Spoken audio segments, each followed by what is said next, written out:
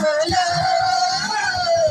బెత్లెహేము గ్రామములో కన్యమరియ గర్భమునందు బాలుడిగా జన్మించెను. దావీదు పట్టణములో బెత్లెహేము గ్రామములో కన్యమరియ గర్భమునందు బాలుడిగా జన్మించెను. అంధకారమే తొలగిపోయెను, చీకు చింతలే తీరిపోయెను.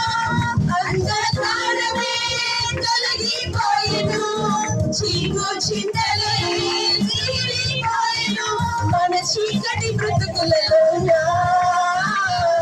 ప్రభు యేసు జన్మించెను. మన చీకటి బ్రతుకులలోన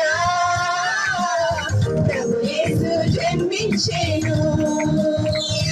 రారెండో ఈ వేడుక చేద్దాం, కలిసి రారెండో